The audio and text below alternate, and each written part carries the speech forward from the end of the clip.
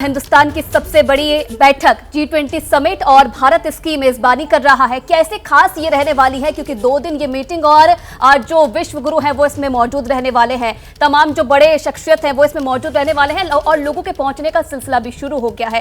क्या मायने रहने वाले हैं मीटिंग के, क्या कुछ डील्स होने वाली है? क्योंकि ब्रेक से जाने से पहले हम इसी बात का जिक्र कर रहे थे। क्या डील्स होंगी, कितनी अहम ये रहेंगी भारत के लिए, ये जानने की कोशिश करेंगे। आसिफ रमीज दाऊदी हमारे साथ जुड़े हुए हैं, विदेश नीति के एक्सपर्ट। सर, द्विपक्षीय वार्ता होने वाली है, मीटिंग होने वाली है, ना सिर्फ अमेरिका के साथ बल्कि कई और देश हैं जिनके साथ बैठक होने वाली है। क्या डील्स हो सकती है जिन पर सबकी नजर रहने वाली है?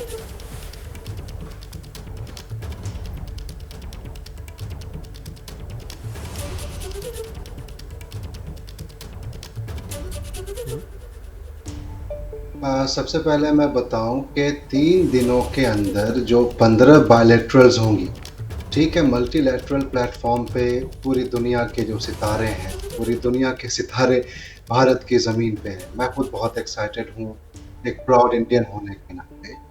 तो ये जो 15 इस तरीके की बायलैटरल्स 3 दिनों में होंगी, इसमें आप अंदाज़ा लगा सकते हैं कि कितनी बड़ी बात है ये।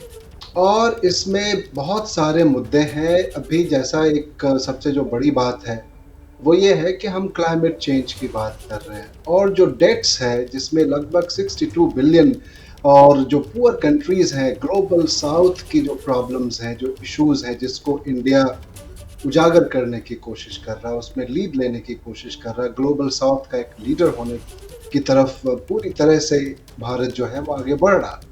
वैसी सिचुएशन में ये तमाम मीटिंग्स बहुत अहमियत रखती हैं, ख़ास तौर से जब हम साइड लाइन्स पे मीटिंग्स को कर पाते हैं इतने कम वक्त। वो तमाम लोग देखें, अमेरिका के साथ जो मामलात हैं, यूरोपियन कंट्रीज़ के साथ तो हैं, लेकिन आप मिडिल ईस्ट और गल्फ से भी देखें तो ये बहुत गर्व की बात है। खुद कर जो मैं अपनी बात करूं या वो तमाम लगभग 1 करोड़ जो हिंदुस्तानी जो पूरे गल्फ रीजन में रहते हैं, अगर वो देखें, यूएई हमारे जी। वहाँ पे गेस्ट की हैसियत से है, सऊदी अरब के हमारे जो हिज हाइनेस क्राउन प्रिंस वहाँ पे मौजूद होंगे।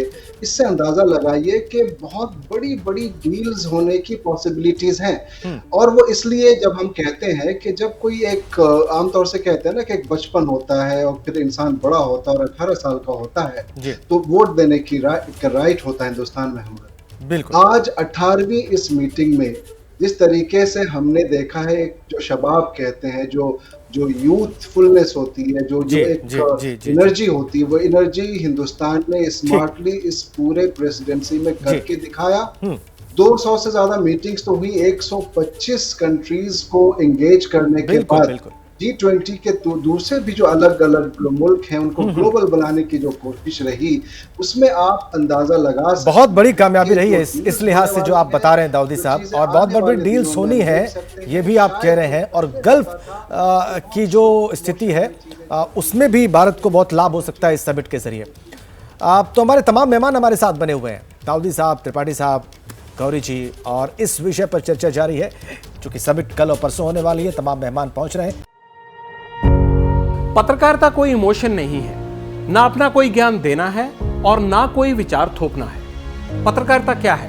पत्रकारिता का मतलब है सही जानकारी इकट्ठा करना और तथ्य बताना। पत्रकारिता आज जितने महत्वपूर्ण दौर में है, शायद पहले नहीं थी। इस दौर से निकलने के लिए सिर्फ सच दिखाने की जरूरत है, वो सच जो आपके हित को आगे रखे। इसलिए अब रात 9 बजे प्राइम टाइम नहीं होगा, ये आपका टाइम है।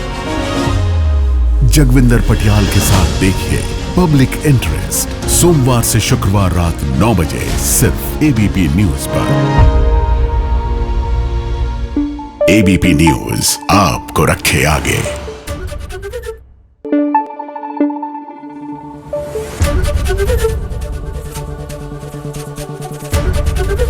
एबीपी न्यूज आपको रखे आगे।